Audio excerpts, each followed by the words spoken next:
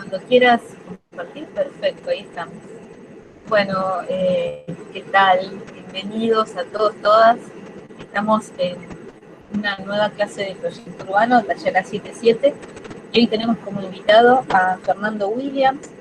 Es un gran honor que estés acá y fue de una extrema generosidad todo el contacto que hemos tenido con vos a través de Lucas, porque Lucas nos iba mandando todos los días links y bibliografía y más datos, y íbamos pasándolos al WhatsApp de los estudiantes, que era como muy movilizador todo. Nosotros somos el taller de proyecto urbano, es el último año de los talleres de proyecto del taller A77 y de la facultad en sí. Y venimos trabajando en José León Suárez, este es el tercer año que estamos trabajando ahí, y decidimos este año ampliamos bastante en ciertas cosas que manejaban en los talleres TAU, porque habíamos detectado que cierta condición del territorio, que es ser un territorio surcado por un río, por arroyos, por afluentes, con humedales, inundable, no estaba apareciendo tanto en los proyectos, y quisimos darle esa mirada desde el principio. Así que estamos muy entusiasmados de tu presencia. Bueno, están acá Lucas y Gustavo, los A77 en persona, y ya les paso la palabra, y además dejo de hacer los grillos metálicos que sigan haciendo ruido.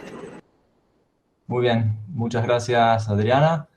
Adriana Guevara es nuestra coordinadora de proyecto urbano y arquitectónico, eh, así que agradecemos la introducción. Y como dijo ella, con el taller A77, como taller nuevo de FADU, estamos tomando la cuenca entera, animados por lo que venimos estudiando y sobre todo animados y abrumados por la cantidad de trabajo que han hecho desde la UNSAM, desde estos talleres, desde iniciados estos talleres interdisciplinarios, iniciados en el 2013, que sé que vos estabas como fundador, como investigador, coordinador en esos talleres, Fabián de la Fuente, Claudio Ferrari, bueno, mucha gente de la UNSAM trabajando durante muchos años. Entonces, por eso, nada, queríamos invitarte, agradecemos mucho que estés con nosotros, que nos hayas escuchado. Eh, Fernando Williams es arquitecto de la UBA, es doctor en historia también por la UBA, es magíster en sociología de la cultura por la UNSAM, es profesor, investigadores, incluso de distintas disciplinas, geógrafos, urbanistas, arquitectos, historiadores, con la idea de incorporar más disciplinas. Y eso nos parece muy interesante a nosotros, esto de armar una red de investigación en relación a los ríos, ¿no? En esta pampa húmeda que habitamos. Así que bueno, estamos acá para escuchar y muchísimas gracias. Te dejo con tu presentación. Bueno, muchas gracias Adriana, un gusto conocerte, muchas gracias Lucas, a Lucas eh, ay, se me fue tu nombre. Eh, a los dos los conozco desde la época a Gustavo, perdón, desde la época que éramos estudiantes, así que, bueno, y ahora fue una alegría, la verdad, volver a encontrarlos en la USAM, que como vos bien decís, Lucas, ha sido una usina bien interesante para mí particularmente, digamos, por cuestiones que tienen que ver no solamente con, justamente deberías hablar un poco de eso acá, ¿no? No solamente con lo específico, lo temático, digamos, en este caso de los ríos, sino también por la dinámica que existe entre la universidad y el territorio. Eso es absolutamente novedoso, lo era para mí, digamos que también me formé en la UBA y que estoy en la Universidad de La Plata, que también es una universidad grande y que a la que le cuesta llegar, digamos, ¿no? Eh, Le cuesta llegar sobre todo porque hay una élite ahí intermedia que está como, ¿no?, a caballo de la universidad, que también está de alguna manera obstaculizando cierta relación con un territorio, a ver, no me gusta decir siempre territorio, ¿no? Porque el territorio, en realidad estamos hablando de gente que habita ese territorio. Y eso es lo maravilloso que pasa en la USAM, digamos, con el área de San Martín. Así que gracias por la invitación, siempre está bueno volver a revisar algunas de estas cosas.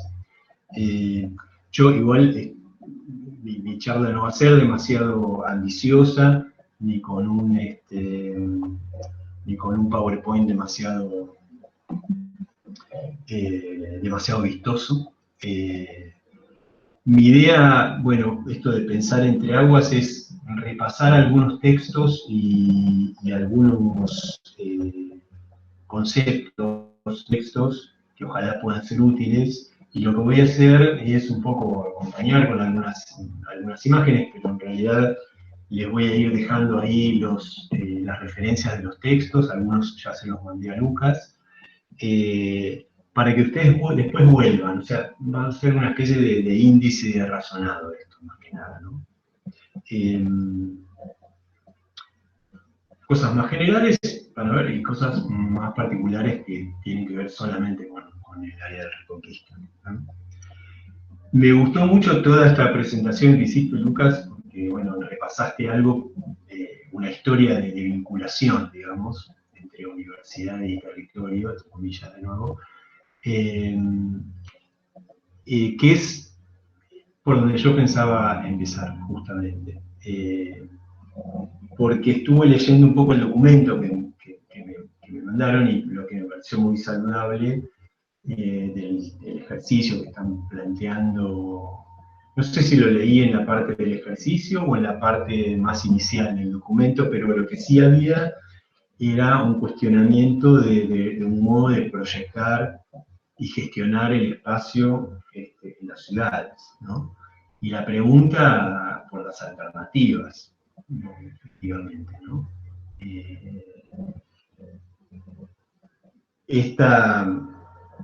Esto es algo muy importante para transmitir a los estudiantes, porque tiene que ver con desnaturalizar.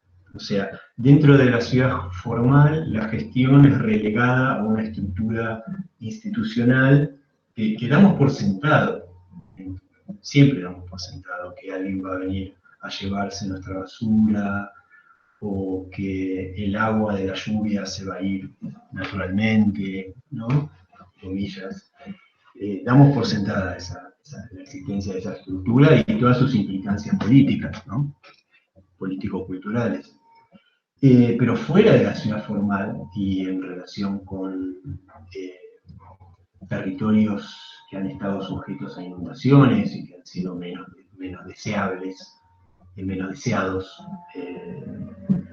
por el interés inmobiliario, digamos, fuera de esa ciudad formal y en espacios cuyas condiciones vuelven a su población, en una población muy vulnerable, digamos, se han desarrollado experiencias de gestión comunitaria de la ciudad, porque cuando digo ciudad digo esto que estamos dando por sentado, son todos esos servicios que mantienen la ciudad en movimiento, digamos. Entonces, en relación con la gestión del espacio y con la gestión de los servicios, se han desarrollado estas experiencias de gestión comunitaria por ausencia del Estado. Y lo interesante que aparece ahí, para mí, es... pido que pasemos a la siguiente diapositiva. Y lo que tenemos ahí, decía, es un saber construido, ¿sí? Sobre el funcionamiento de las dinámicas de toma de decisión de cuestiones de la ciudad, ¿no? Dinámicas que son políticas, obviamente, que tienen que ver con un entramado que vincula a esa comunidad con distintos estamentos y digamos, puestos de decisión, digamos, ¿no? Entonces hay un saber que se construye de eso al calor de la gestión comunitaria, pero también hay un sabor, un sabor está bueno también, un saber sobre el propio territorio, ¿sí? Que en general es un saber absolutamente desdeñado, ¿no? Un conocimiento de ese territorio que solo pudo haber sido construido de nuevo al calor de esa gestión. Un tipo de gestión intensa, digamos, ¿no? Que tiene que ver con demandas, con negociaciones. ¿Se le escucha bien hasta ahora? Sí, perfecto. Perfecto, se escucha, sí, sí. Bueno, buenísimo. Mientras decía esto, y mientras pensaba en decir esto, me acordaba de un puente que justamente en realidad fue un evento que no era el TAU, sino fue un evento muy interesante que se organizó desde la USAM también, que era la Escuela del Antropoceno, ¿no? La posibilidad de pensar a la ciudad y al territorio en general desde el concepto del Antropoceno. Efectivamente es un planeta artificializado ya.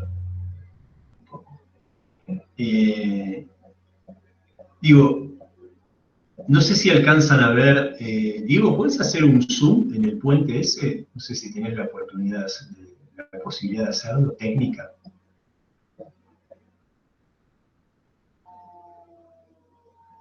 Si no, no importa. Pero si después lo miran a la charla y pueden hacer un zoom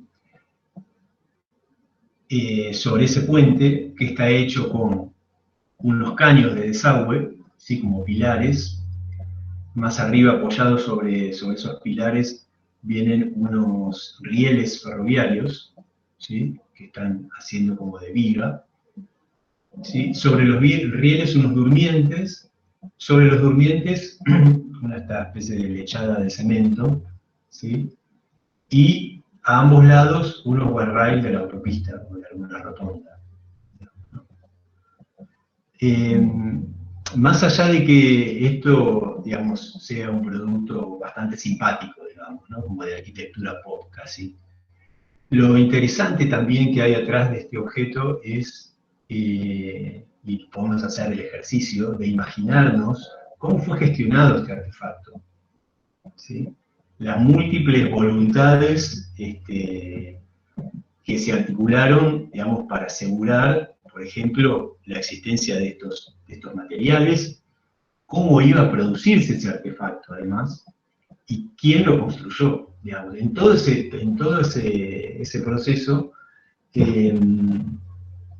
hay una construcción de un saber, evidentemente, digamos, y hay un entramado comunitario que vuelve ese saber algo bastante distinto de lo que estamos acostumbrados a conocer como saber, digamos, que en realidad lo tenemos armado en nuestras cabezas como algo un poquito enlatado, para decirlo coloquialmente. Pero me parece que, retomando la idea principal, es que la gestión del espacio, que hay múltiples gestiones del espacio en la ciudad, que necesitamos reconocer esas distintas gestiones, ¿sí? Porque en esa pluralidad también estamos deconstruyendo un poco esa gestión centralizada que generalmente damos por sentada, ¿no? A la que me refería al principio. Y no estoy criticando esa gestión centralizada que supimos construir, digamos, históricamente. Simplemente estoy diciendo que existen estas otras. Y me parece buenísimo que el documento de ustedes un poco abra con esta pregunta acerca de las alternativas sobre los modos en que se usa, se proyecta y se gestiona el espacio en la ciudad. A ver si vamos a la siguiente. Bien. Ahí yo, digamos, sobre esta idea un poco volví en un artículo que les dejo el enlace ahí, en esta revista del CEPAW. Un artículo muy chiquito, digamos, pero ¿cuál es la idea? Ahí, la idea, en realidad es un artículo que se me ocurrió escribir cuando en San Martín presentaron una iniciativa hace un par de años que de alguna manera formalizaba esta red que desde la universidad se supo tejer con el territorio, digamos, ¿no? Fue una iniciativa que se llamó San Martín Territorio Educativo, ¿no? Y fue muy interesante porque efectivamente todas las organizaciones que estaban dentro de esta red vinieron al evento de lanzamiento y cada uno presentó su experiencia, que eran experiencias históricas impresionantes, ¿no? Asociaciones que existían hace 40 años, 50 años, ¿no? Y que tenían una experiencia en la gestión del espacio urbano realmente impresionante, ¿no? De ahí salió un poco la idea de escribir este artículo, que un poco llama a preguntarnos acerca de cómo repensar la manera en que se gestiona la ciudad, ¿no? Y lo importante que es. Así que bueno, eso está ahí, como para que lo vean ustedes. Ahí hay unas fotos que son fotos mías de todos estos años. Reuniones en algunas sedes de algunas de estas organizaciones. Bien, pasemos a la próxima.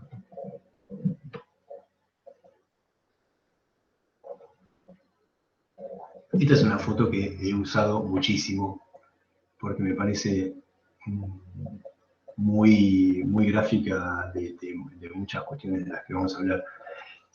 Es una foto aérea de la última gran inundación antes de que se represara el río Reconquista. Es una inundación de 1967, donde nos muestra perfectamente cuál es el llamado justamente valle de inundación del Reconquista, ¿no? Muchas de estas áreas, la mayoría de estas áreas, hoy está ocupada por un tejido residencial de numerosos asentamientos. Pero retomando un poco lo que veníamos charlando sobre la gestión del territorio, este territorio del Reconquista, digamos, ha sido siempre un territorio dejado a un lado, ¿no? Por las miradas, por las prácticas, por las instituciones relacionadas con la construcción de la ciudad formal. Y acá me gustaba dar un poco vuelta el modo de pensar, porque efectivamente lo que voy a proponer no es tan original si uno empieza a revisar algunos trabajos que desde la historia nos permiten pensar esto. Y que en realidad la ciudad es un producto de una llanurización que tiene origen más que nada en la ciudad. Digamos, los agrimensores que encargados durante el siglo XIX de trazar las ciudades en la Pampa bonaerense, se basaban en ciertos supuestos que eran inamovibles, y uno de ellos era que el territorio sobre el que se asentaba la ciudad tenía que ser llano lo más posible, no tener absolutamente ningún accidente. Entonces, ¿por qué? Porque eso significaba un obstáculo para la extensión de la regularidad de la cuadrícula, ¿sí? Que era problemático, porque lo único que sabían que hacer era esa cuadrícula. Entonces, eso es importante pensarlo así, digamos, porque nos ayuda a entender cómo de algún modo la llanura es aquel espacio de la ciudad, ¿no? Y que hay, digamos, una historia en Buenos Aires donde justamente la extensión de esa cuadrícula uniforme regular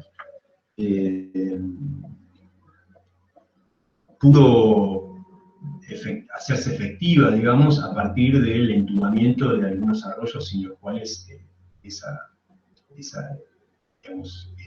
continuidad se veía absolutamente interrumpida. Y en el caso de los ríos, como ya se sabe, esta operación técnica de entubamiento no fue posible por un tema de escala y por un tema de costo, digamos. Y también estos ríos estaban más alejados que los arroyos en general, porque así fue fundada la ciudad, ¿no? Y aprovechando justamente esas distancias de los ríos que eran siempre vistos como problemáticos. Una excepción es el riachuelo, porque el riachuelo efectivamente era el punto de anclaje de un asentamiento portuario particular. Pero el ejemplo perfecto de lo que estaba diciendo antes es el Reconquista, ¿sí? Porque el Reconquista puede considerarse, digamos, sin demasiado problema, sin demasiada dificultad, puede verse eso, en una especie de patio de atrás, ¿no? De alguna manera el Matanza también lo es, pero el Matanza tiene algunas operaciones que lo convierten, bueno, el portal de entrada a Buenos Aires, que es ese parkway del aeropuerto de Ezeiza, está en el Valle de Matanza, así que no podríamos decir eso, ¿no? Pero sí el patio de atrás definitivamente de toda la metrópoli porteña es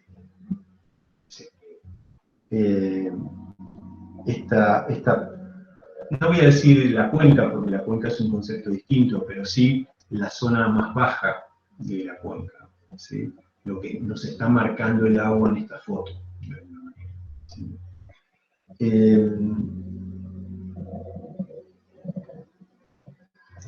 Aquí nosotros hemos usado, cuando empezamos justamente a estudiar y a mapear desde la UNSAM la cuenca del Reconquista, empezamos a hacer algunas disquisiciones importantes, digamos, porque la cuenca es todo el territorio que desagua en un río, y dentro de la cuenca están las zonas más altas, obviamente.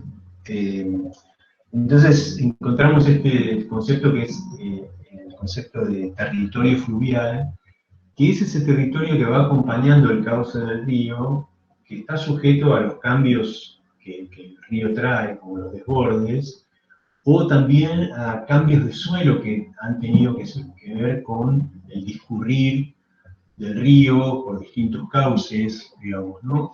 Entonces, todo ese territorio que está bajo la gravitación presente y pasada del río es un territorio fluvial, ¿no? Es un concepto más bien geológico, digamos. Y a ver si... No, vamos a seguir con esta foto. Uno ve esta foto justamente y se imagina muy bien por qué estos territorios, estos terrenos estuvieron disponibles hasta hace relativamente poco, ¿sí? Durante los años 70 y 80 se construyó la represa Arroyero y se desarrolló todo un sistema de canalización con puentes, con compuertas, con bombas también, que van acompañando el río y que de alguna manera explican que las inundaciones son mucho menos frecuentes de lo que eran originalmente. Y eso abrió, por supuesto, las compuertas a la competencia por estos terrenos, que en unos 30 años más o menos fueron ocupados. Fueron ocupados no por un tejido residencial, porque efectivamente había una memoria de esas inundaciones, solamente villas y asentamientos se instalaron ahí, pero también vamos a hablar de eso en un momento, grandes piezas urbanas, ¿no? Piezas que tienen un tamaño que es imposible que se las acomode dentro de un trazado más formal, digamos, ¿no? De la ciudad formal.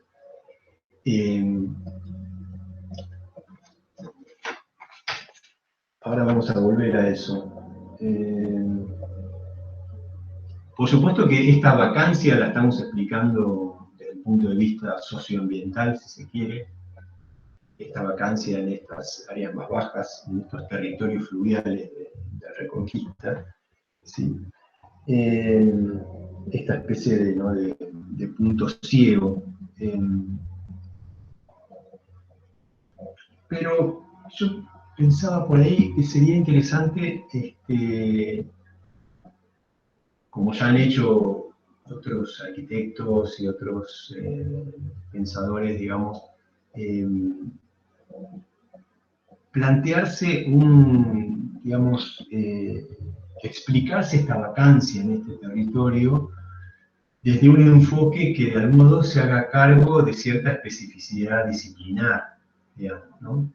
En el sentido, la pregunta la reformulo, ¿qué tanto esta vacancia que vemos muy conectada con esta inundación, ¿sí? Tiene que ver con ciertos principios que damos por sentados desde la arquitectura, por ejemplo?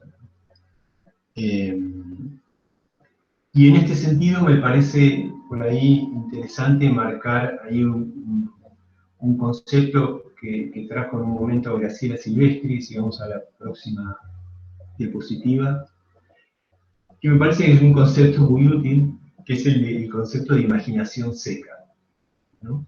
Que ella rastrea a Vitruvio, digamos, porque si uno lee el Vitruvio, digamos, no hay ninguna posibilidad de concebir el territorio sobre el que se asentará un edificio, no hay ninguna posibilidad de que ese territorio no sea firme, no sea plano, ¿no?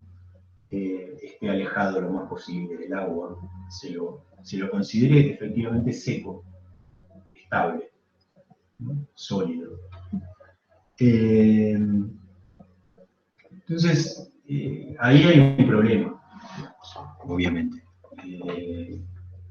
Hay implicancias históricas interesantes ahí, pero, digamos, en tren de no quedar enredado en la historia, algo que también está presentando Graciela en un artículo que escribimos juntos, que se lo pongo ahí también para que lo vean, algo que puede ayudarnos digamos, a salir de este esquema que está históricamente condicionado es movernos hacia una indagación que problematice un poco la imaginación material, digamos, en términos bayerardianos. Y en ese sentido es interesante que ustedes en el documento que plantearon están hablando de un plural de aguas, ¿no? Y no del agua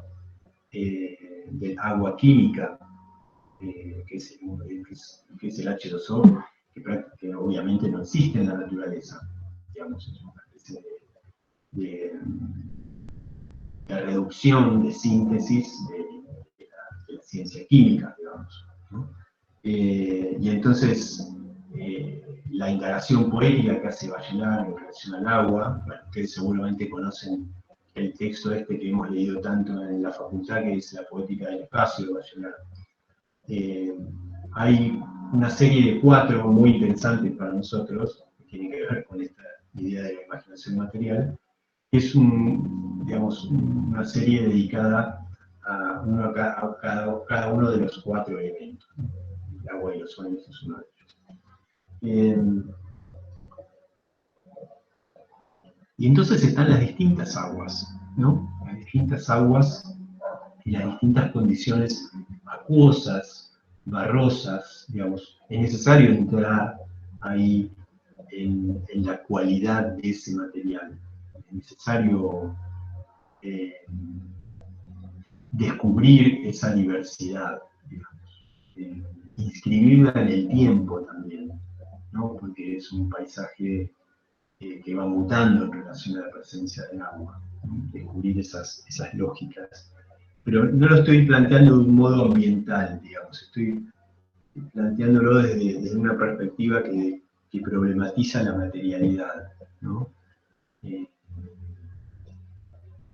Y bueno, no, creo que lo otro lo van a poder ver en esto.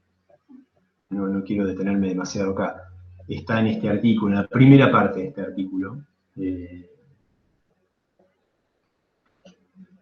Van a encontrar un poco una reflexión sobre esto. Vamos a la siguiente imagen.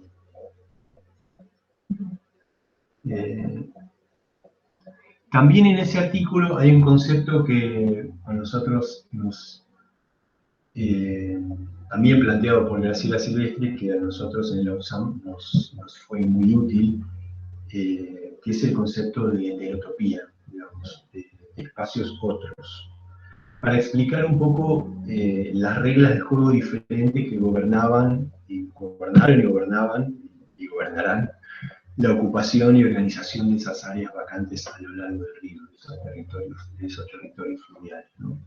Era distinta la lógica, lo cual nos permitía explicar la presencia de una serie de infraestructuras, de redes infraestructurales a escala metropolitana, todo esto que contaba de las piezas urbanas de gran tamaño, por supuesto asentamientos ilegales, asentamientos que no fueron planificados, digamos,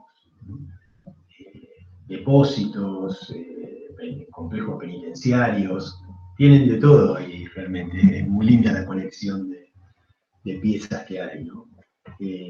Campo de Mayo, también un regimiento militar, una zona de deposición de residuos, todo lo que no se quiere o no se puede dentro de la ciudad está por ahí, está ahí adentro. Entonces, este concepto de heterotopía, si revisan el artículo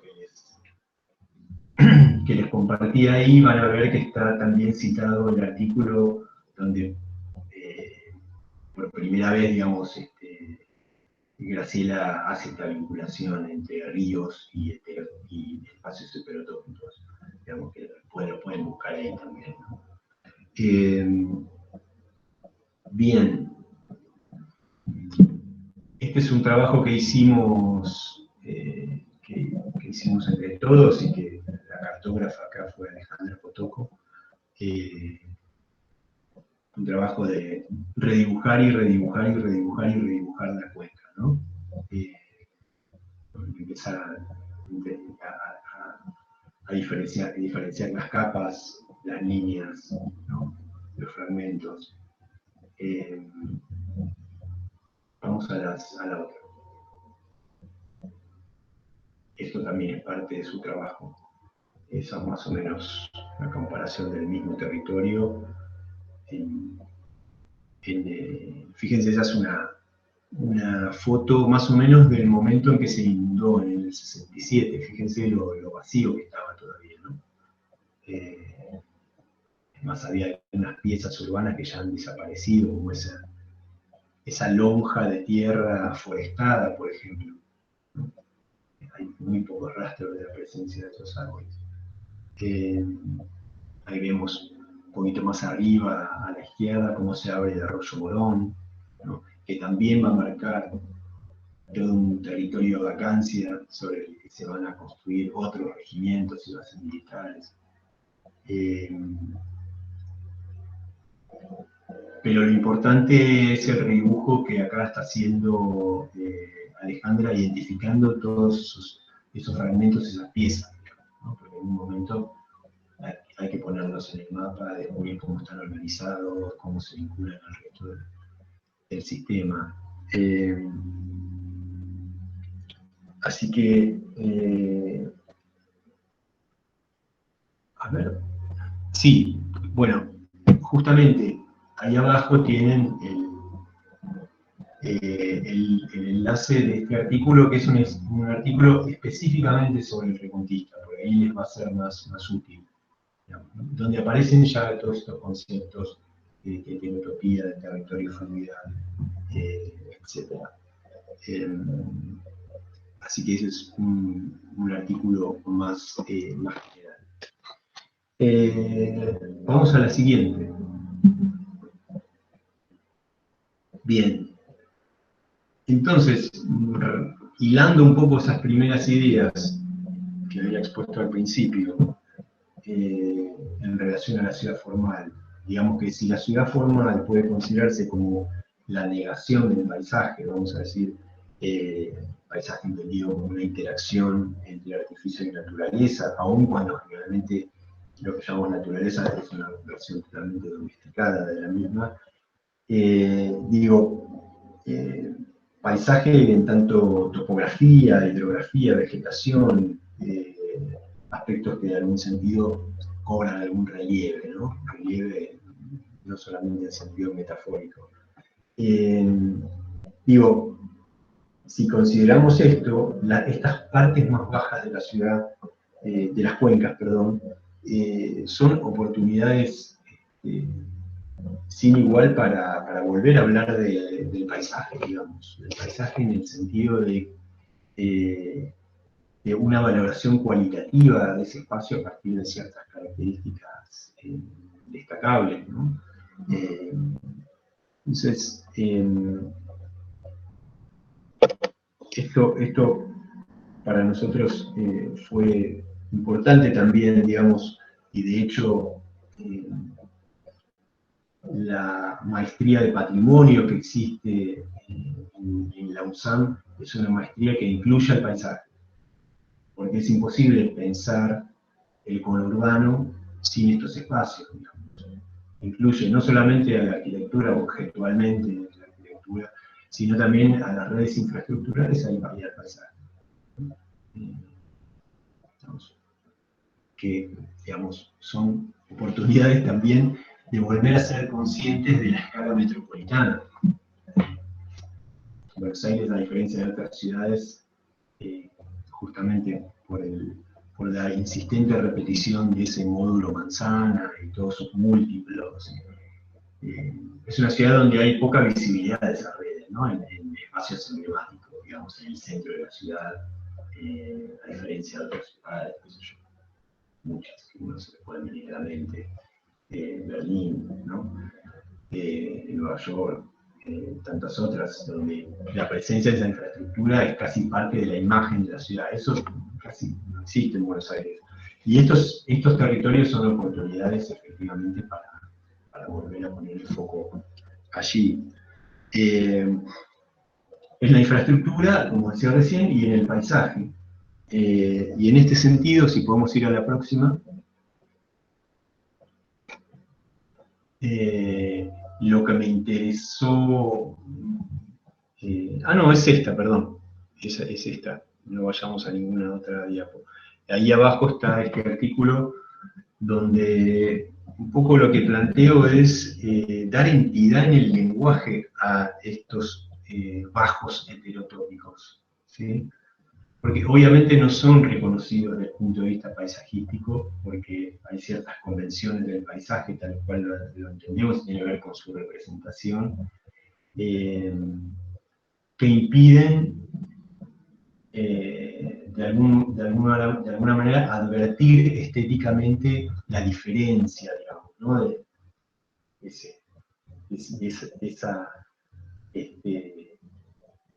de esa cuenca.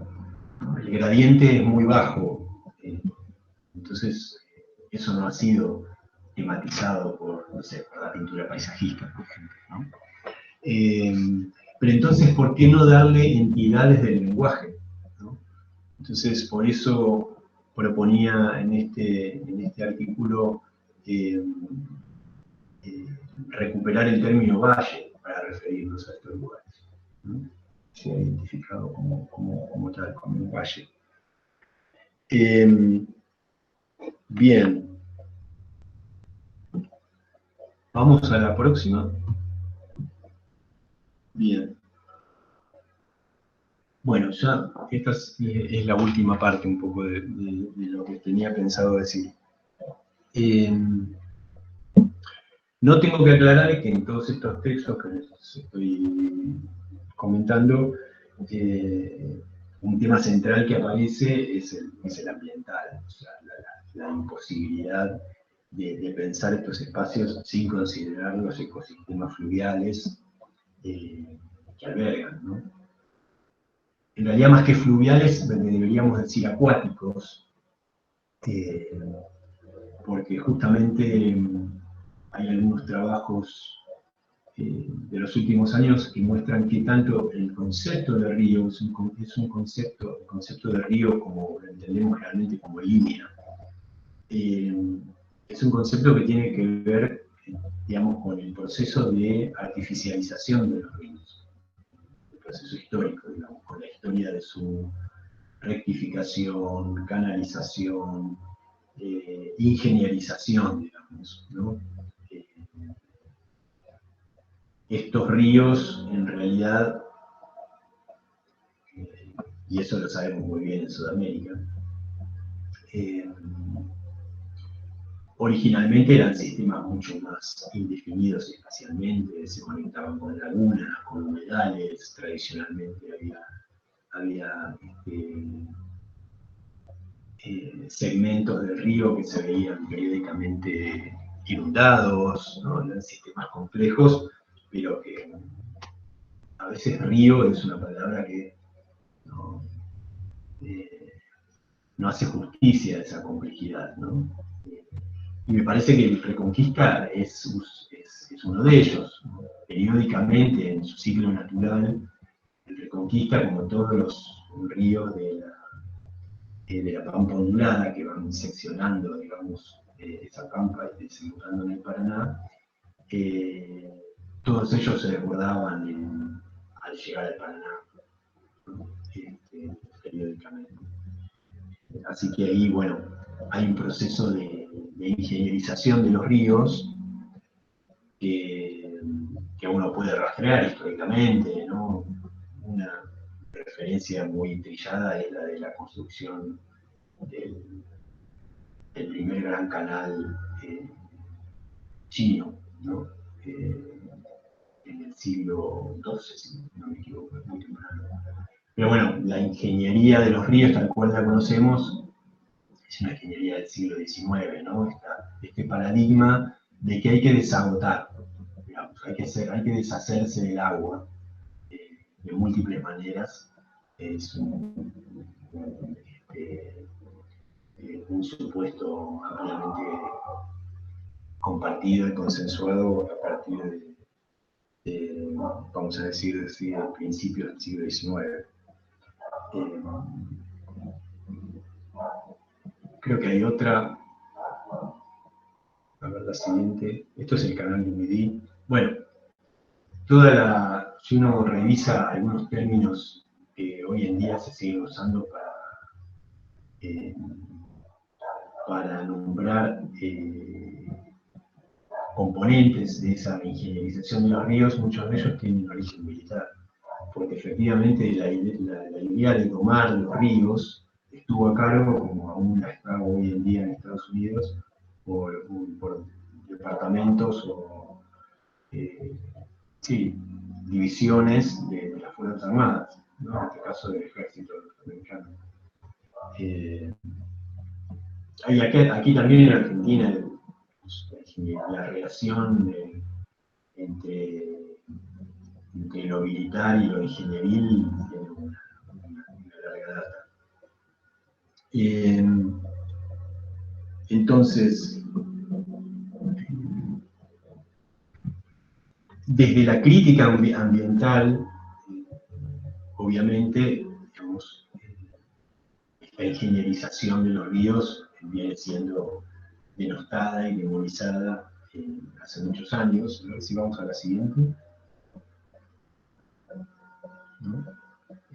Vamos a la siguiente y después volvemos a esta, ¿no? Claro. ¿Una más? ¿Una más? después volvemos. Una más. Digo, en Estados Unidos, por ejemplo, hay una campaña ya hace muchos años de desmantelamiento de los diques, de los ríos. Los diques, y algunos no los grandes diques, pero sí algunos de tamaño considerable. Vamos a la siguiente. Esto es un mapa de esta asociación American Rivers que mapea, digamos, casos en los que se ha desmontado una represa, digamos. Fíjense la cantidad. Nosotros no podemos poner ninguna hoy en día en nuestro mapa de Argentina. Vamos para atrás hacia donde salimos. Aquí estábamos. Fíjense, el US Army Corps of Engineers, que era el que veíamos recién, ese fue el encargado en volver una autopista navegable al Mississippi, ¿no? A lo largo de los años.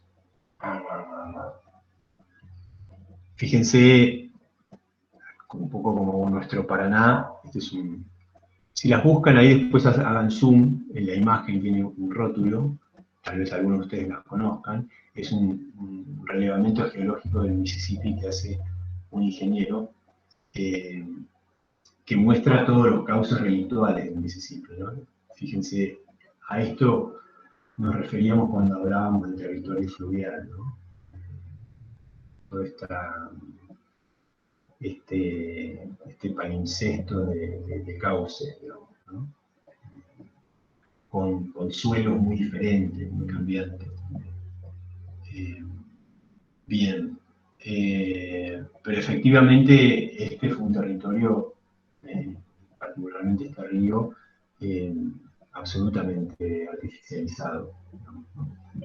Rectificado además, eso es importante, digamos, porque la curva desapareció.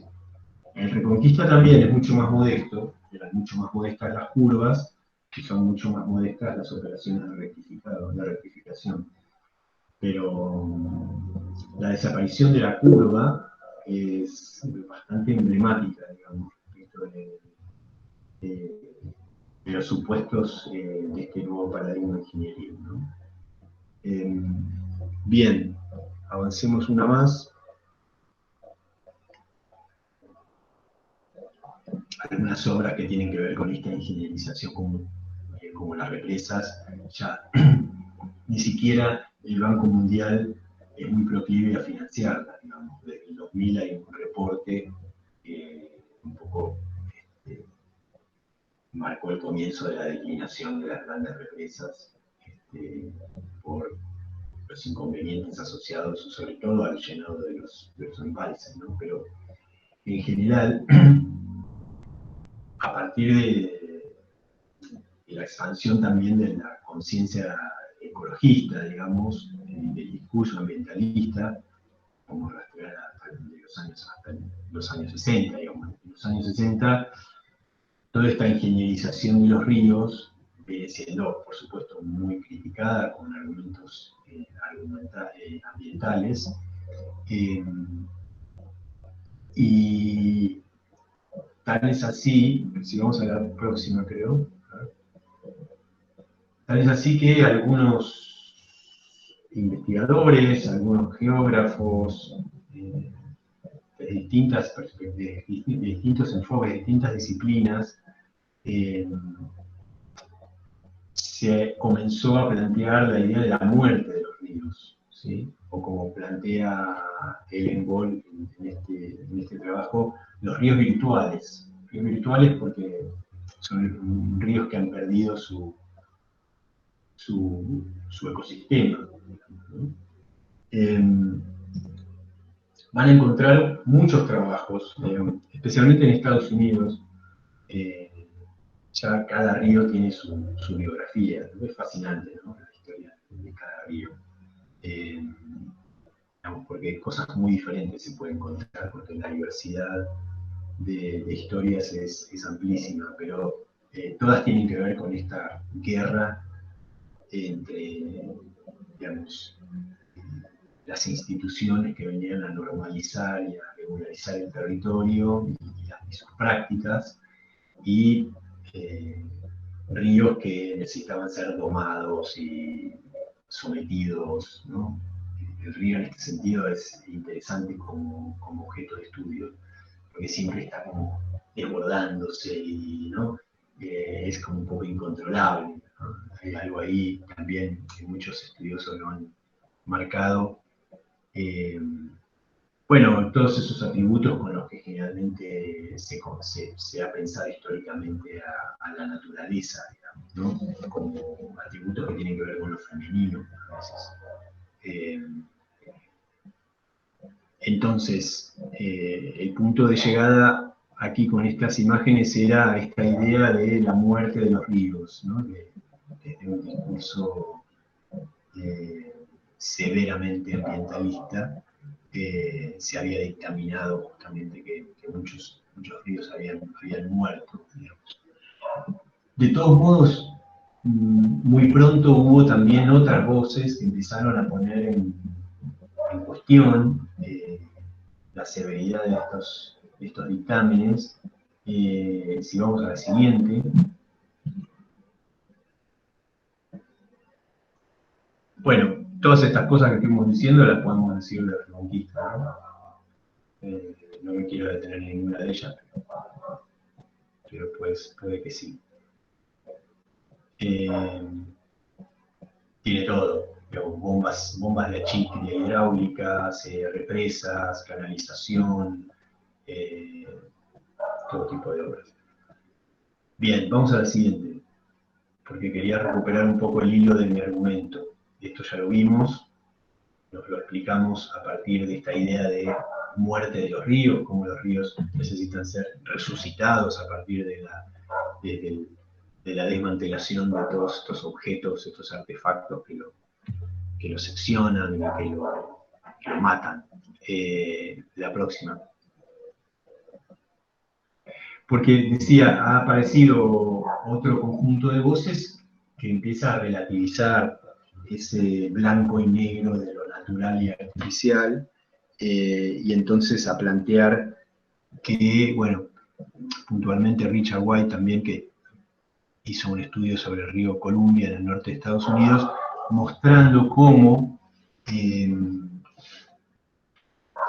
río en realidad es en realidad un estudio sobre el salmón de ese río, y muestra cómo, digamos, el salmón se va adaptando a nuevas condiciones, ¿sí? Y podemos entender casi la existencia como de la segunda naturaleza, ¿no? Entonces, eso es interesante. Eso aparece también en este otro trabajo de Fish sobre el desarrollo de la construcción de una infraestructura de riego, ¿no?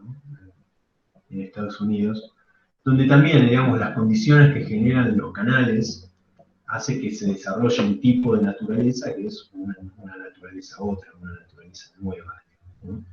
Por supuesto que esto tiene sus límites, digamos. No sé si este mismo concepto me animaría a aplicarlo a casos como Riachuelo. Tal vez hay ciertos límites, pero lo cierto es que la utilidad de estas perspectivas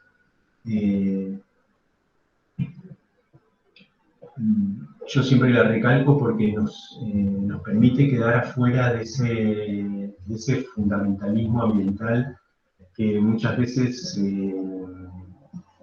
más que abrir nuevas vías para entender las cosas, ocluye, digamos, ¿no? Está como cerrando la discusión.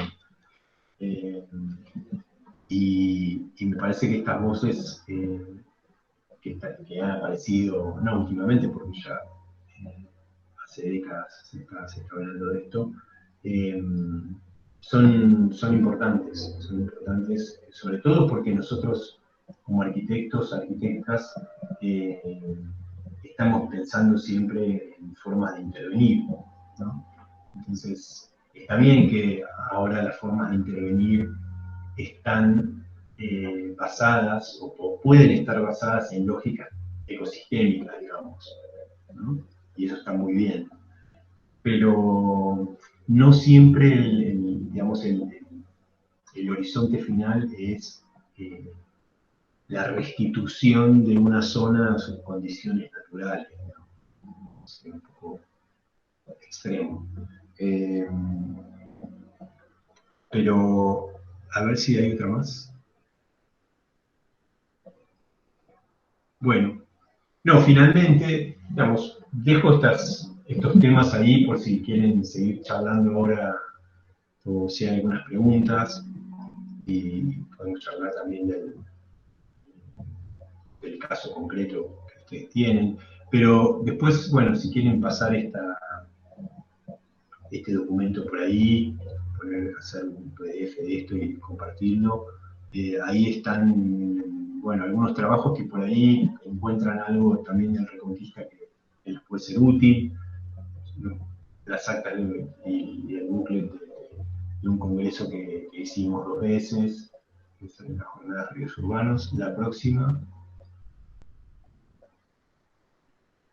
Bueno, 3 dossiers que armamos con distintos investigadores de la USAM y de otros lados, que son dossiers que justamente recuperan la diversidad de enfoques que fue propia también de las jornadas estas que armamos, ¿no? Donde había distintos temas: la historia, la representación, la gestión y el diseño del territorio fluvial, ¿no? Y obviamente disciplinarmente tenía sus implicancias este cambio de enfoque. Creo que hay una última.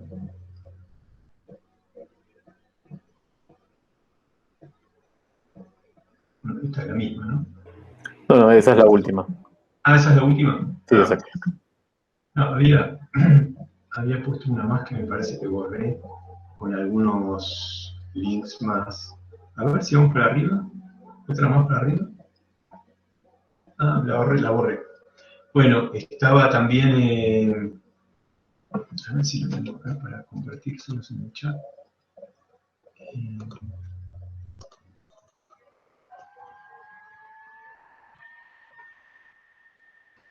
A ver.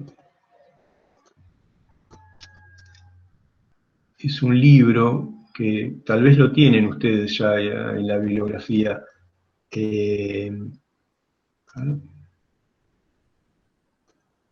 Acá les pongo el link en el chat, ustedes lo abren.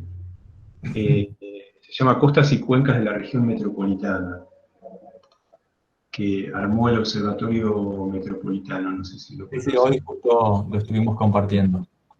Ah, perfecto. Es muy completo ese informe, es increíble.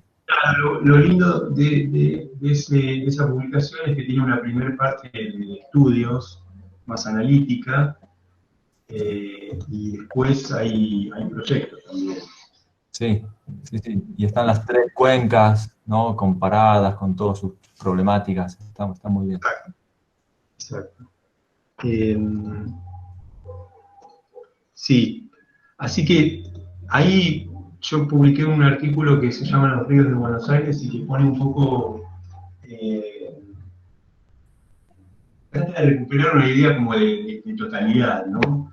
Esto de pensar, bueno, el río queda siempre asociado al Río de la Plata, y bueno, completar un poco el panorama para sumar a estos ríos interiores y plantear que hoy en día es más importante pensar desde los ríos interiores, que son los patios de atrás, que desde el Río de la Plata, que en definitiva, digamos, todos los proyectos asociados al Río de la Plata son proyectos de un frente marítimo, digamos, son otro tipo de problemas.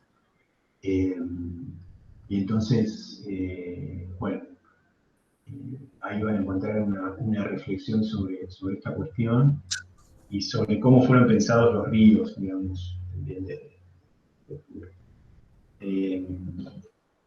Así que bueno, hasta aquí llegué. Buenísimo. Bueno, hay preguntas, me parece que hay varios que quieren comentar algo. ¿Quién se anima?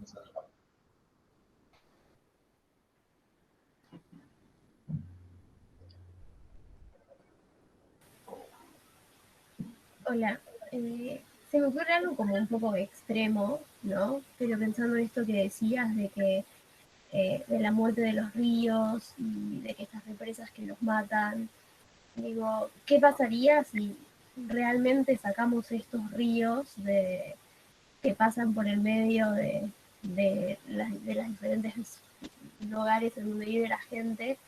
Tipo, no sé, si lo sacáramos, ¿qué pasaría? ¿Se terminaría la contaminación o no sé? Se me ocurrió por ese lado pensando en la muerte de los ríos.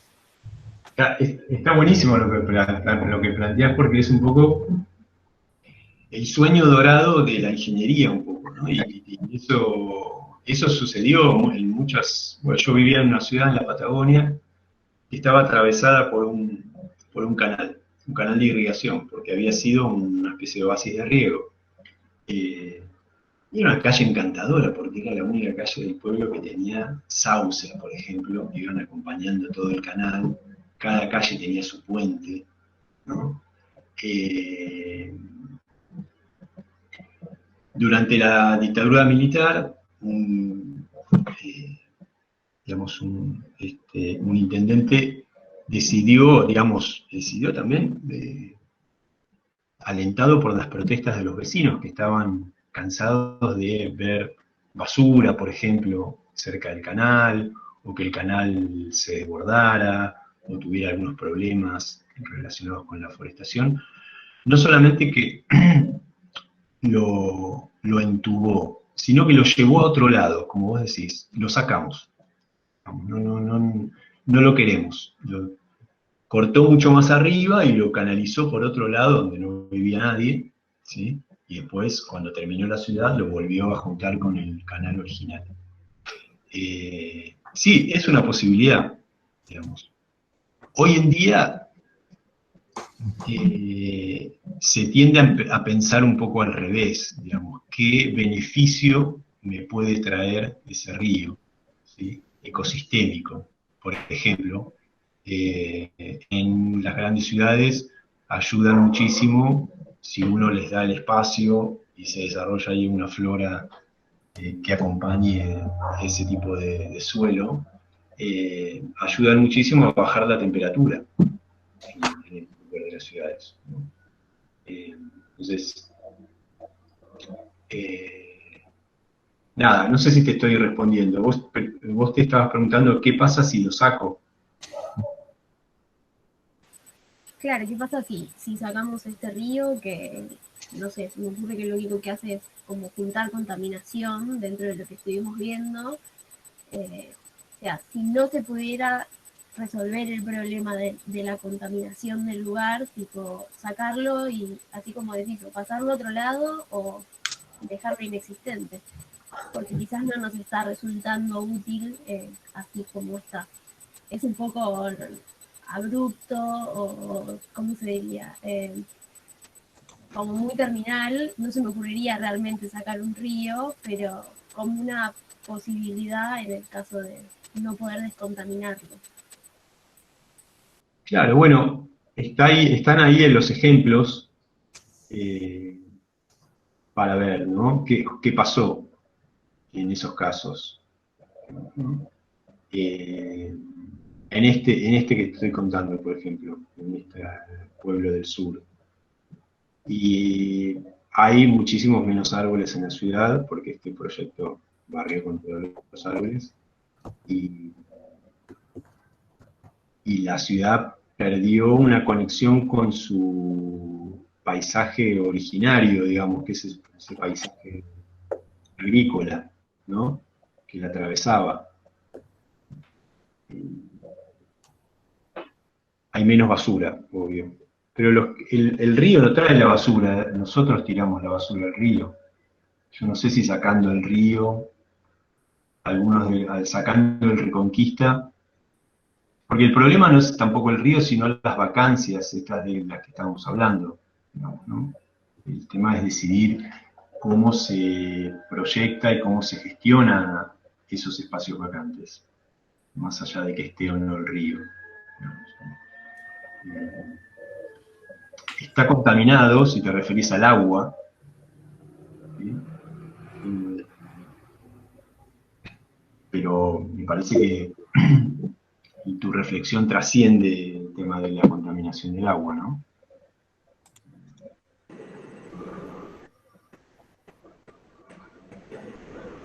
Creo que levantaste la mano, Fernando, tal vez querés decir algo. Pero si no, yo me anoté varias cosas, pero voy a empezar por una. En realidad, invitando a los estudiantes del grupo que vieron este tema, nosotros hicimos un esquicio de primer acercamiento con cierto carácter cartográfico, pero también de preguntarse a dónde está la información territorial. Y unos estudiantes detectaron que en los informes, en los mapas del Comirrec, hay información sobre los corredores de biodiversidad.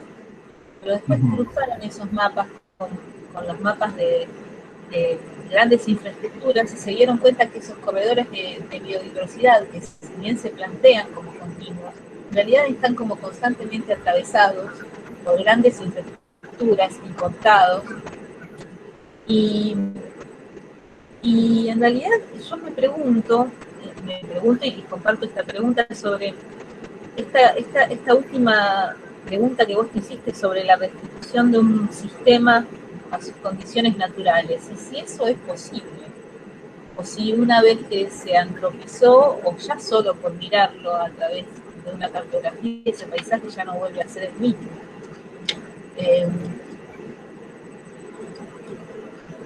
Si sigo como uniendo las cosas que me reverberaron, la semana pasada tuvimos como invitado a Roberto Lombardi, que mostró muchas cartografías, porque era el momento en donde estábamos hablando como bastante de ese tema, y mostró del plan urbano ambiental, superpuso, creo que Dadón también hace ese juego en un artículo, superpuso el mapa de mayor densidad edilicia con el mapa de lo que se llama así como control hídrico, que es una traducción para los desarrollos perturbados y que se superponen, ¿no?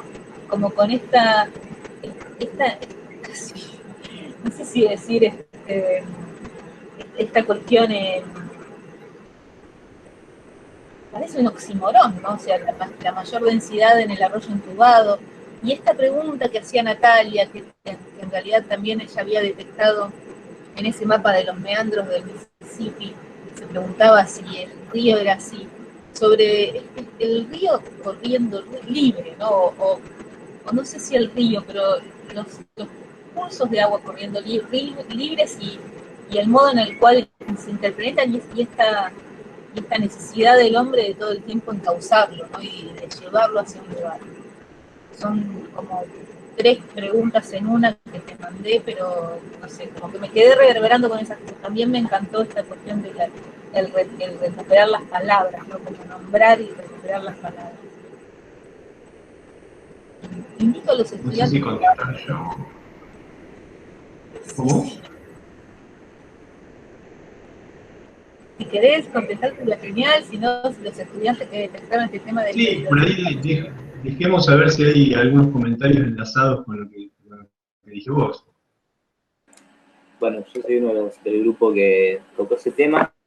No, algo que me llamó la atención era que en ese mapa de Comirrec justamente marcaba las vías de tren y las autopistas como corredores de diversidad, ¿no? Y la verdad que me pareció que eran más barreras que un corredor de diversidad, ¿no? Y también, bueno, ¿qué experiencias puede llegar a haber o cómo podemos hacer que realmente esas autopistas y esas vías de tren se transformen de alguna manera en un paisaje, en un nuevo paisaje antropoceno? Y bueno, esta pregunta que hacía Natalia también está buena porque, bueno, justamente hoy un dique te ahorra inundaciones. La verdad es que yo no creo que es drástica la situación, que estaría buena abordar, pero creo que primero hay que solucionar muchos temas como contaminación, ¿no? Antes de eso. Y si son posibles estos, descontaminar un río que tiene muchísimos años de maltrato.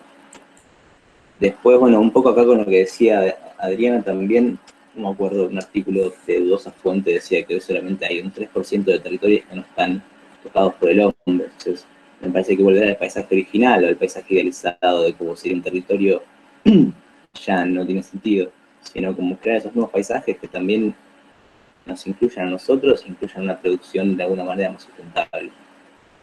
Es eso. Quería saber qué experiencias, si pudiste ver o encontrar en otras partes del mundo que hayan sido exitosas en eso. Si nos puedes decir alguna, sobre todo más que nada para ayudar a pensar cuáles podemos traducir con lógicas del territorio argentino y con lógicas de la pampa húmeda para que nos sirvan un poco de herramientas. Bien. Mira, ahí es donde te recomiendo que revises las actas de las jornadas y los 3 dossiers que te compartí ahí en las últimas diapositivas, porque vas a encontrar algunos casos bien interesantes ahí, de cómo es posible, digamos, diseñar, proyectar un territorio de una escala que comprenda, digamos, un segmento importante del río digamos, en su discurrir tanto urbano como rural, teniendo en cuenta, digamos, lógicas ecológicas y al mismo tiempo no dejar de considerar necesidades urbanas típicas, digamos, ¿no? De población y de equipamiento y de espacio público y bla, bla, bla. Digamos, hay un caso, por ejemplo, en el río, el nombre del río específicamente, Chillán o algo así, en el sur de Chile, cerca, es uno de los ríos que desemboca en Concepción.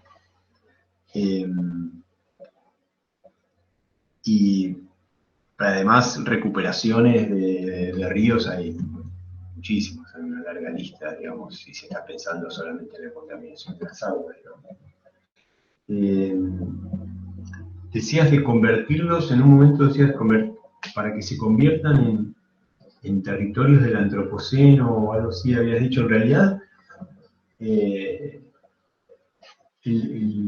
territorio fluvial de Reconquista es absolutamente antropocénico, en el sentido de que, no sé, por mencionar un ejemplo nada más, recuerdo una vez que fuimos a visitar uno de los arroyos que termina en el Reconquista, sobre el que íbamos a trabajar, que es el arroyo José León Suárez. No alguien de la municipalidad, lo cual estuvo muy cosas, entre ellas que en el lugar donde se hizo la escuela secundaria de la USAM, que queda ya muy cerca del punto en el que el arroyo José León Suárez desemboca en la Reconquista, había sido muy problemático fundar el edificio, porque había una estratigrafía que consistía en cimientos traídos de demoliciones. La otra capa era autos que periódicamente se dejan ahí abandonados, pero que se van acumulando, y después basura domiciliaria. Fíjate que digamos, es una estratigrafía absolutamente antropocéntrica, lo cual también es una información interesante para pensar nosotros acerca de sobre qué fundamos lo que construimos también, ¿no? Esta problemática no están presentes las 3 todo el tiempo, esas capas, pero alguna de ellas en todo este territorio está siempre. De hecho, los propios habitantes de los asentamientos rellenaron ellos con algunos de estos materiales el terreno donde construyeron. Entonces, no es necesario hacer nada antropocénico porque ya las condiciones están, digamos. El tema es cómo, qué hacemos con eso, más que nada.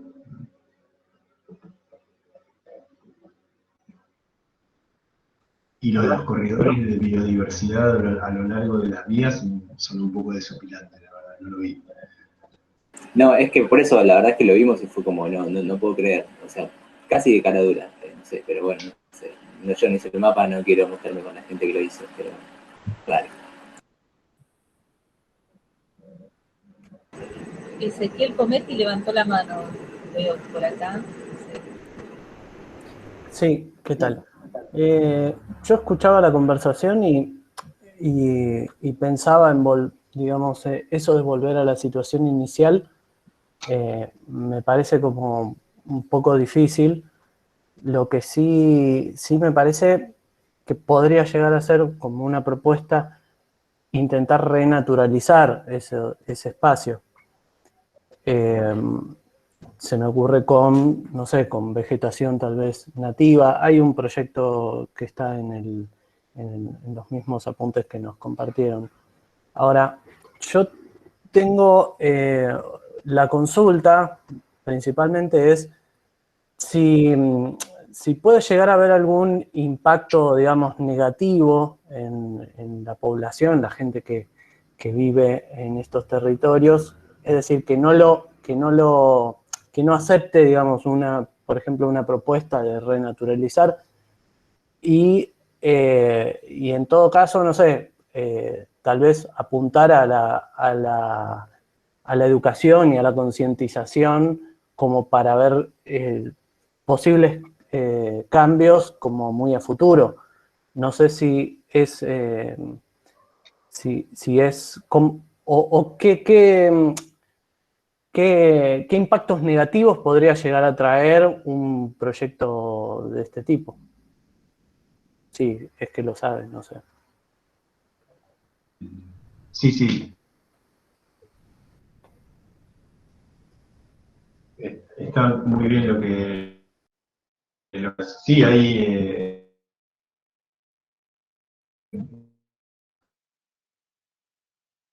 les aconsejaría leer artículos, no sé, de Daniel Cossack, por ejemplo, sobre estas estrategias de rewilding, ¿no? Como dicen en inglés, como renaturalización de los ríos. Tenés muchísimos ejemplos. Y el recaudo que vos marcás ahí es más que pertinente, obviamente. Eso ya lo veíamos. La operación de naturalización es una operación absolutamente artificial, ¿no? Digo, si pensamos en los parques nacionales, por ejemplo, eso es un buen ejemplo, es un buen paralelo, ¿no?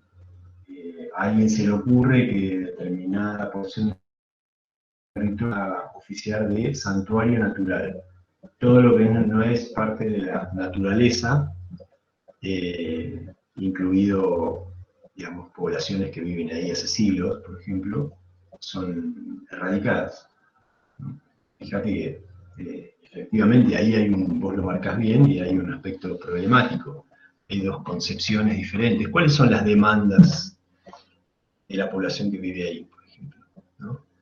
A mí todo lo que charlamos al principio acerca de la red que vincula la UNSAM con el territorio, me parece interesante como punto de partida justamente porque parte más de las demandas de esa población que de las fantasías a las que son bastante proclives los urbanistas de clase media alta, digamos, que imaginan ahí una especie de parque acompañando, de parque originario, tal vez acompañando el río, sin considerar que esos territorios están ocupados hace 50 años, más o menos, ¿no? Por una población y unas organizaciones que vienen gestionando ese territorio contra viento y marea, ¿no? Vienen gestionándolo ellos.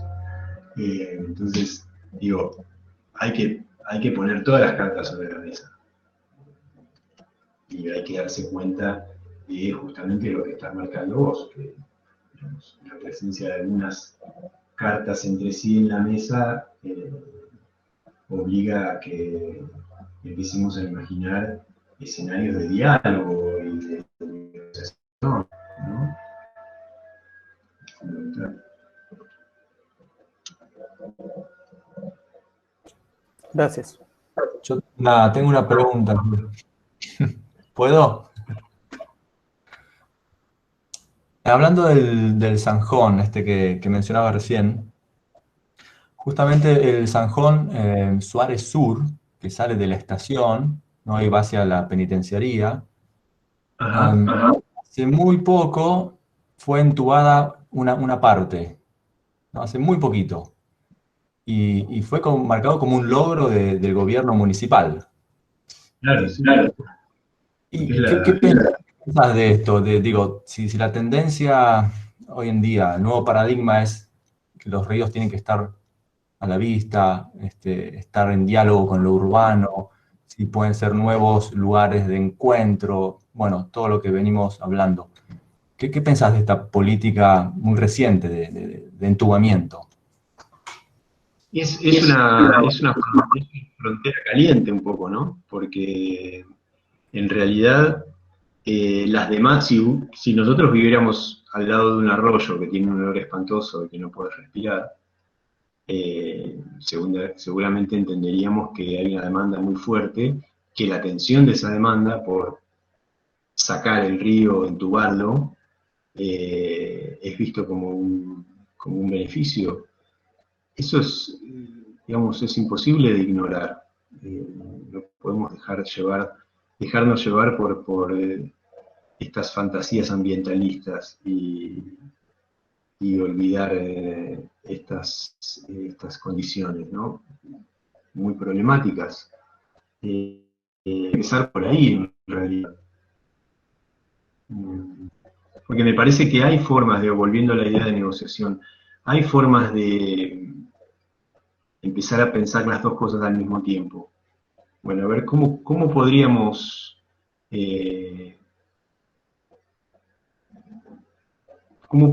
pensar en un proyecto que no implique el entubamiento y la artificialización total y la desaparición del río, digamos, ¿no? Ese es como el escenario final, es la desaparición del río, como en Buenos Aires, digamos, que no sabemos dónde están los arroyos. Digo, ¿cómo empezar a pensar escenarios donde ese no sea el horizonte y al mismo tiempo darnos cuenta que, como decíamos al principio, hay unas condiciones ambientales que tienen, para pensarlo un poco utilitariamente, como se piensa desde la sustentabilidad, es una concepción bastante utilitaria de la naturaleza, pero es un modo en el que se puede comenzar a trabajar. La idea no recuerdo los beneficios, digamos, ¿no? Los beneficios ambientales, como esto que marcamos de la temperatura, etcétera, etcétera. Es más, la palabra que se usa es servicios, ¿no? Los ríos tienen servicios ambientales. Por eso decía que es bastante utilitarista la concepción. Al momento en que estamos diciendo que provee un servicio, estamos cuantificando también, ¿no? O sea, cuánto servicio, cuánto beneficio económico también. Esto lo estoy poniendo un poco en cuestión y al mismo tiempo, digo, es una forma como de dar una entidad a lo ecosistémico, ¿no? Tengo una pregunta, Fernando. ¿Qué tal, Mario? Yo soy docente y trabajé en su momento en el Ministerio de Infraestructura de la provincia y tuve algunas charlas con la gente de hidráulica. Estuve haciendo una intervención ahí en Costa Esperanza y etcétera. A mí no me queda claro el origen de los zanjones, en el sentido de si son naturales originalmente o si son canalizaciones netamente, digamos, para conducir aguas de lluvia que se fueron convirtiendo en pequeños arroyos. Porque en ese sentido, ahí lo que me justificaban de alguna manera los de hidráulica es que, siendo una cosa artificial, la puedo entubar, la puedo no entubar, o sea, la decisión es otra. No sé si vos ahí tenés registro de qué pasa con los zanjones. No, lo que pasa es que al ocuparse y al rellenarse toda esa zona, en ese proceso se empezaron a dar forma a los zanjones y a los canales, digamos. ¿Sí? ¿Qué quiere decir? Que si pienso en renaturalizar, tengo que pensar en algo que es absolutamente imposible, y es que los hilos de agua que conformaban ese territorio eran mucho más difusos. Entonces, eso es muy difícil de hacer, digamos, en un territorio que ya está urbanizado. Ese es el problema. Pero, ¿qué era lo que decían los de hidráulica? No entendí eso. Sí, los de hidráulica trataban, o sea, a estos zanjones los trataban como si fuera un caño pluvial más, digamos, en ese sentido. Están formados en esa concepción de... Claro, sí, por eso. De desagote, digamos, ¿no? Exactamente. Bueno. Porque si no hay que pensar de nuevo todo como si fuera un humedal, digamos. O sea, claro, volver al concepto de la cuenca hídrica original, que bueno, es lo que estábamos hablando recién, que es lo conflictivo, lo problemático de un lugar donde ya está asentada tanta gente. Claro. Un primer cuestionamiento, y la verdad que pionero en su momento, de este paradigma de la ingeniería del desagote fue Florentino Ameghino, ¿no? Tienen el libro de él, el de las secas y las inundaciones en La Pampa. Ese lo pueden descargar de internet, que está en todos lados. Él empieza ahí a cuestionar esta idea de que hay que construir canales para drenar la Pampa, porque si no se inunda, digamos, y plantea que este es el origen de las sequías también. Esto, ¿por qué lo digo? Porque en realidad las estrategias actuales tienen que ver con hacer lugar al agua, ¿no? Justamente, como la ingeniería tiene esta idea de río vinculado con la línea que discurre y desagota, ahí es un problema eso, digamos. Por ahí lo que hay que repensar es justamente el concepto de río, hay que pensar en términos más de humedal o de una red de cuerpos de agua que está interconectada, ¿no? Y otras soluciones. Vuelta de Rocha podría ser una solución, que era un meandro en el riachuelo. Era un meandro, lo dragaron y quedó esa laguna justo frente al paseo. Ajá, buenísimo. No, y además volver a los meandros. Y volver a los meandros, claro, recuperarlos. Sí, naturalmente el río tiene esta... Sí, porque el gran problema es la pendiente, ¿no? La poca pendiente que tienen estos ríos de llanura. Sí. Entonces, al convertirlos en una línea recta, claro, no, es como cambiar la pendiente de un caño pluvial, ¿no? Se transforma en un problema porque desagota todo muy rápido. Eso es lo opuesto, hay que conservar el agua. Hay que conservar el agua, entre comillas, de nuevo, ¿no? Porque en realidad lo que más interesa ahí son sedimentos, todo lo que el agua trae, digamos. Sí, y la basura nunca se va, la basura vuelve y se queda ahí, ¿no? Y la contaminación también. Digo, el agua en realidad no se lleva nada, es una idea como fantasiosa, ¿no? Claro, sí, no, decir. Bueno, ese es otro gran tema que también lo hablaba no solo con los de hidráulica, sino con los de puertos, ahí en infraestructura, que es el tema del dragado, de que la mayoría de los ríos son inviables si no existiera el dragado, o sea, para la navegación, por lo menos para el transporte de mercaderías, digamos, que es para el uso comercial. O sea, el dragado es más importante que cualquier otro rubro dentro de la comercialización, por lo menos dentro de la provincia de Buenos Aires. Y aparte es un poco por, o sea, justamente la acumulación de sedimentos es lo que va cambiando los cursos de los ríos, ¿no? Se te va tapando, se te arma un dique natural y terminas con el Mississippi buscando recorridos por otro lado. Lo cual también sería interesante. Pero bueno, el paradigma ingenieril todavía tiene una espalda ancha, digamos, y tiene un respaldo importante si pensamos en la gestión urbana en Cava de los últimos años y de las obras impresionantes que se han hecho de entubamiento y de lo que se ha gastado, digamos, en esas soluciones. Y bueno, ya está comprobado y dicho 1000 veces que en realidad es como un poco la zanahoria, ¿no? Porque que se va corriendo para adelante, porque uno hace esas nuevas obras, permite que se urbanice más decididamente y después obviamente esas obras quedan obsoletas. Entonces, me parece que es en Cava, digamos, ese paradigma ha estado presente y ahí uno se confronta con un problema que es cultural, digamos, que tiene, por eso que hacía referencia a la imaginación seca, digamos, porque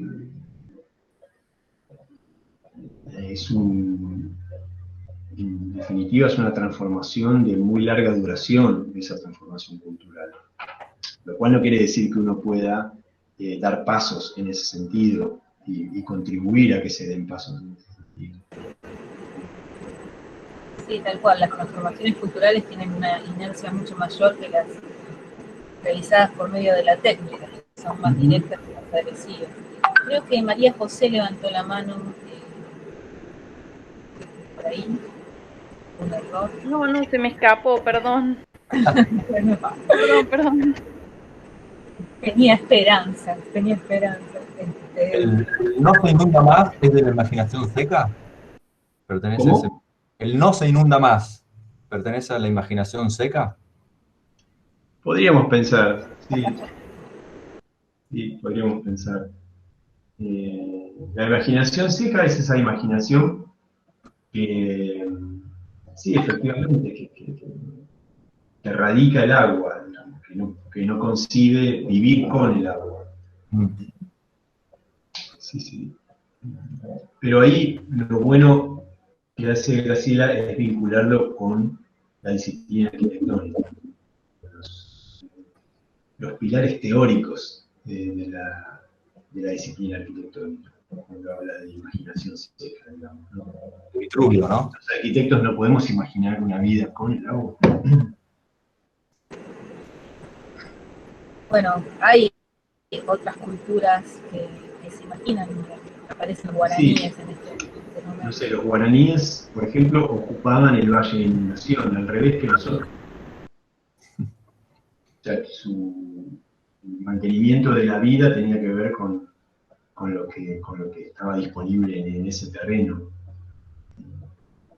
En el terreno donde podían moverse, en el agua también. Así que me parece que ahí hay un trabajo para hacer bien interesante, ¿no? Hay un trabajo de construcción, en definitiva, de nosotros mismos, de nuestros bastiones teóricos, a veces nos cuesta mucho mover.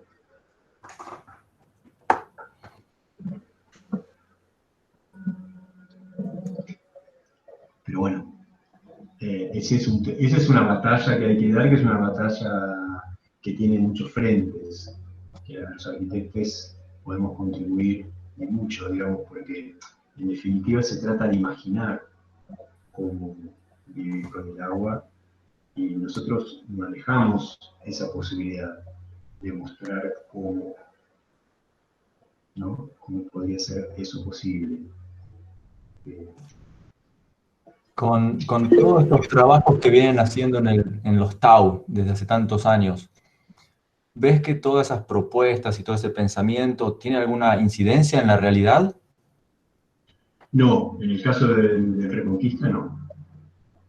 ¿Y cuál sería el problema ahí? Me parece que son tiempos de muy larga duración. Dependen de muchos factores. Digamos, que algo cambie en ese sentido, se tienen que alinear muchos factores. Tienen que ver con la gestión municipal, con la gestión de los organismos provinciales, con las demandas de la población local. Hay muchas cosas que tienen que alinearse y eso no ha empezado a cambiar.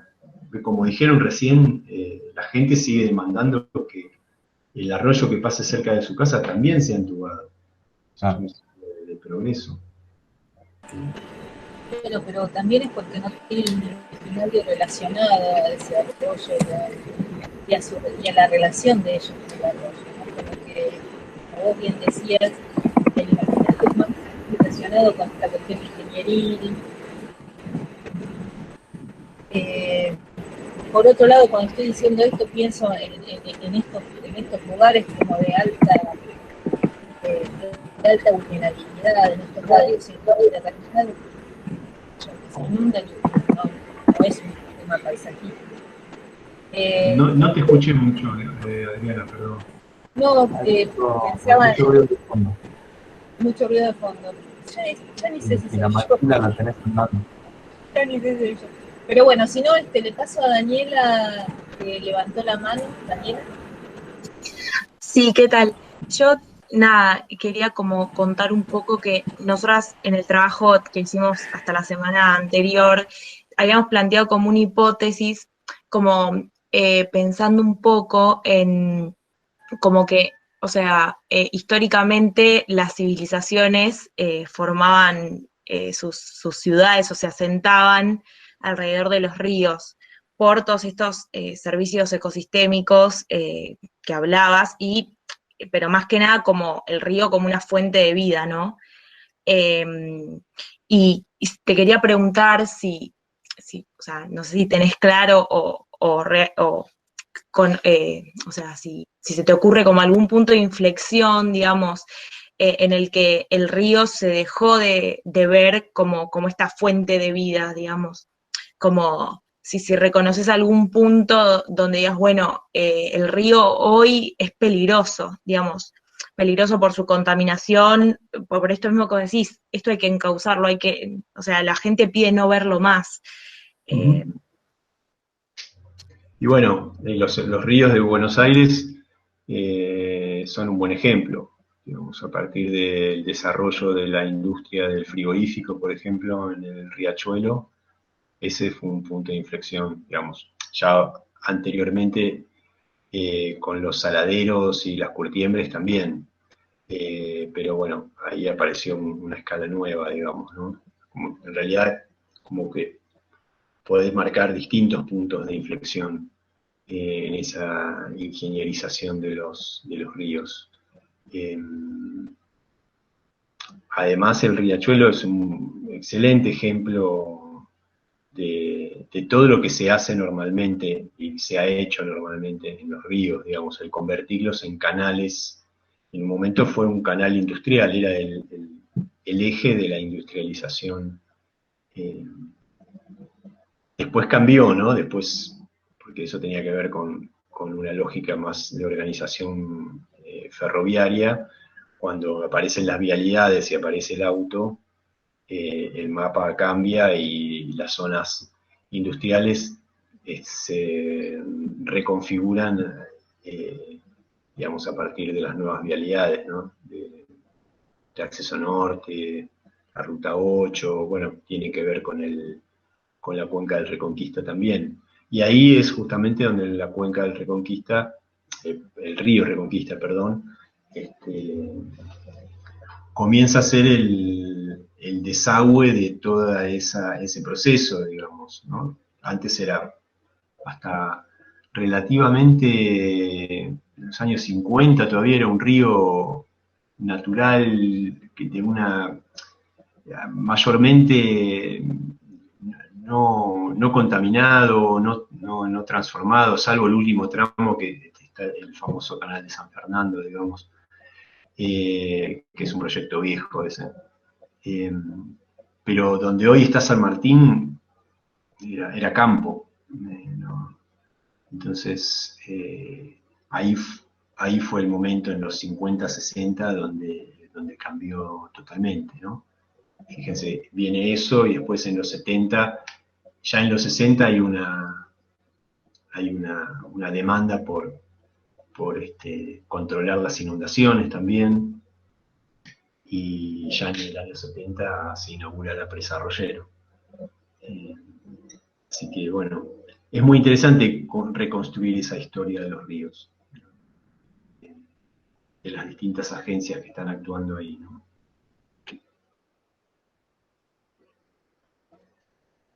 Gracias. De nada. Bueno, obviamente hay cosas que, digamos, en una charla por ahí no salen, pero por eso también les dejo esos textos que, bueno, uno cuando escribe más meditadamente y no se le escapan cosas, es más riguroso. Me parece que puede ser por ahí de más ayuda que mi propia charla. No, está muy buena la charla. Yo me quedaría toda la noche hablando, pero es verdad que tenemos que ir a los grupos y seguir trabajando en otros temas. Así Bueno. que, si no hay más preguntas, Fer, muchas gracias por tu tiempo. No, por favor, fue un gusto. Y bueno, estás invitado siempre. Bueno, no, me encantaría ver ¿Qué pasa, no? El resultado. El resultado del proyecto de José León Suárez, la verdad que sí, me interesa mucho. Sí, yo le dije, lo invité a Fabián de la Fuente para armar al final de cuatrimestre alguna especie de, no sé, de compartir los trabajos. Sí, Yuri, no nos gusta mucho esta palabra, pero sí, es una exposición colectiva comentada por Fabián, que estás invitado también, y el Cano también sería invitado, ¿sí? Sería genial. Que te mantenemos en contacto. Dale, genial, buenísimo. Bueno, que anden bien y suerte con el proyecto. Cualquier cosa me escribe. Muchas gracias. Muchísimas gracias. Muy movilizador todo. Bueno, muchas gracias. No nos vayamos, quedemos un ratito acá, así nos organizamos en el día de hoy. Como saben, van a ir a los grupos. Hoy es